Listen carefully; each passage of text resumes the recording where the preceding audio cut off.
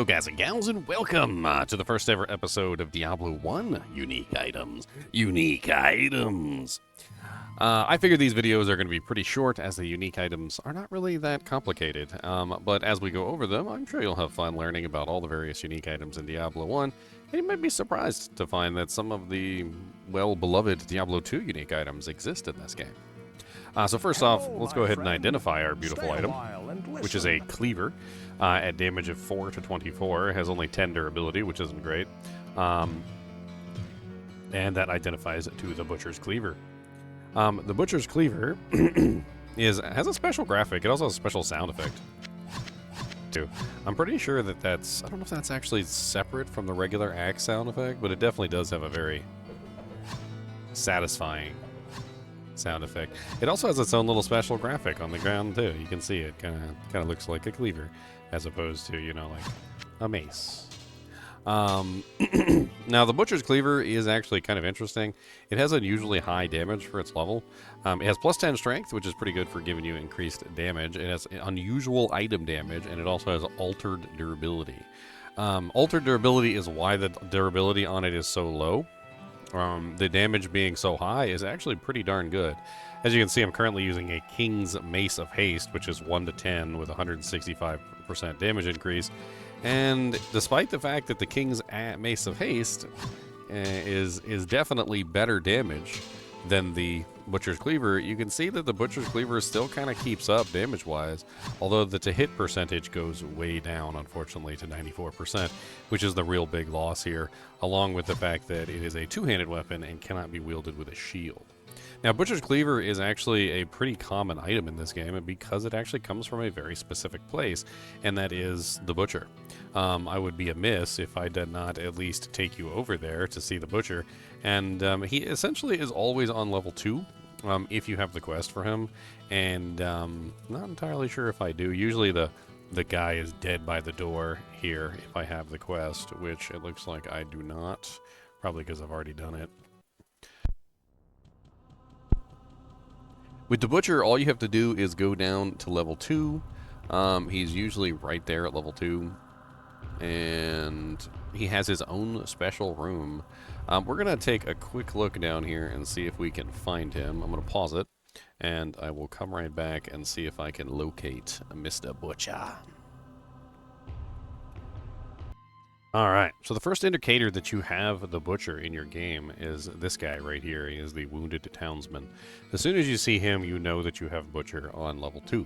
And he says, "Please, listen to me. The Archbishop Lazarus. He led us down here to find the lost prince. The bastard led us into a trap.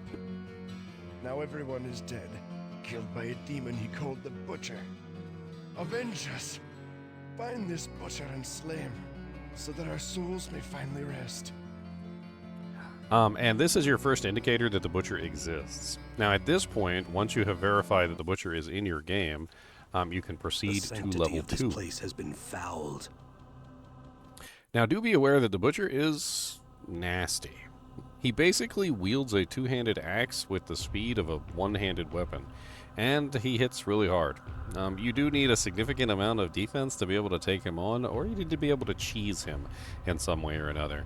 In fact, my gear is not going to be good enough to take him on, so I'm going to do a quick little swippity-doo here, and we're going to go find him, and I'm going to show you where the Butcher hides. Alright, now that we have found the Butcher, this is his realm, his room. We're going to make sure we clear out all the monsters around us first, because we definitely don't want them interfering in the Butcher fight. But you can clearly see that this is the Butcher's room due to the visceral gore inside of his little labyrinth here. Now, as far as I'm aware, this quest is single-player only, which means that the Butcher's Cleaver is also technically single-player only. So you're not going to be able to obtain this in online play unless you have some sort of modification. Like Devolution X, I do believe, allows you to get access to some of the single-player quests, and it's pretty handy. Now, there's two ways you could potentially deal with the Butcher. Number one is to out-armor him. If your armor class is high enough, you can make it so that he's very unlikely to hit you. A shield is also very helpful, especially if you can get some sort of hit recovery. because he attacks really fast, and he's going to put you into hit recovery states, and you're blocking recovery states essentially, which can prevent you from actually dishing out any damage to him at all. Another way to do it is simply to find a room that has a door and bars. You can use a bow and basically stand inside the room, and this is all very difficult to do sometimes, because you have to lure the butcher over to the room, you have to shut the door on the butcher, keeping the butcher out of the room while shooting the butcher through the bars. I'm going to see if I can take him out with just what I have now. I don't have really very good equipment. I've got a strange sword, which does have an increased 2-hit chance, but my damage is still pretty low. I also have a fastest hit recovery armor, which is really helpful here, and then I have a -1 damage shield. Nothing too fancy. He's probably going to kick my booty cheeks in. Now, once you open the door, you'll hear the iconic line, Fresh meat. and the butcher comes out to kick your booty cheeks.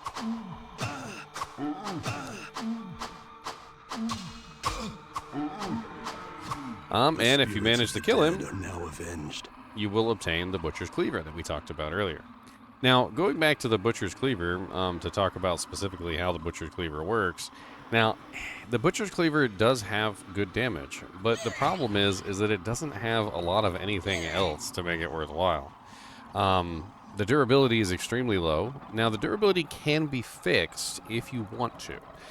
So if you want to take the time and actually fix the durability, you can do so with specific shrines that actually will increase the durability.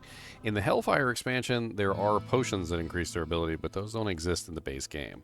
But there is a shrine that will lower the durability of one item in your inventory and will increase the durability of every other item that you have equipped, and essentially allowing you to increase the durability of the Butcher's Cleaver.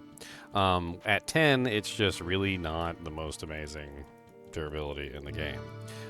It will break relatively quickly. And you might be saying to yourself, well, durability doesn't matter that much, right? Well, in Diablo, the problem with durability is that once an item is broken, it doesn't just show a red icon and say, hey, you can't use this.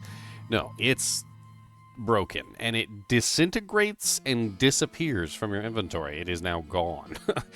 Gone, gone.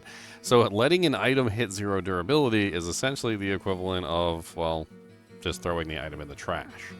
So if you do want to use the Butcher's Cleaver with any kind of actual sincerity, you're going to have to get some additional durability on it. Now, unfortunately, the Butcher's Cleaver falls off relatively quickly.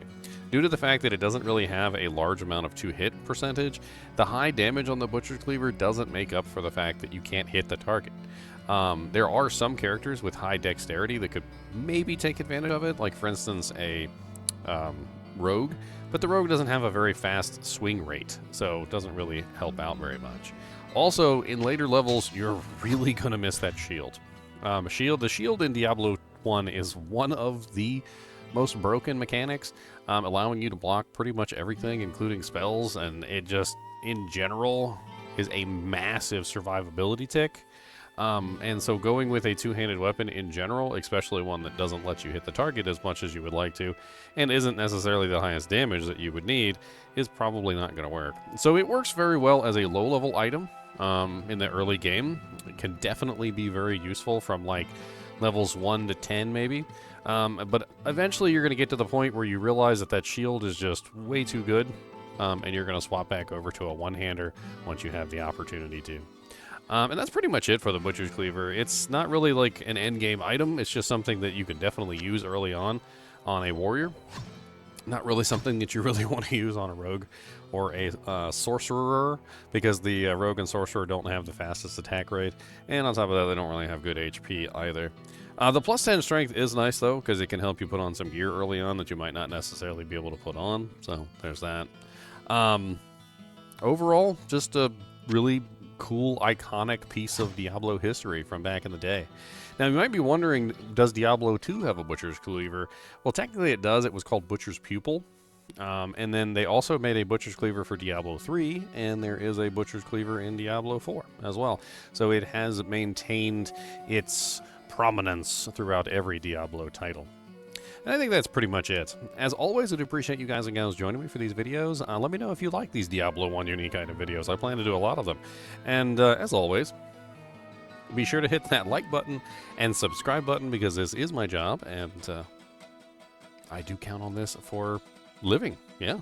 So keep watching.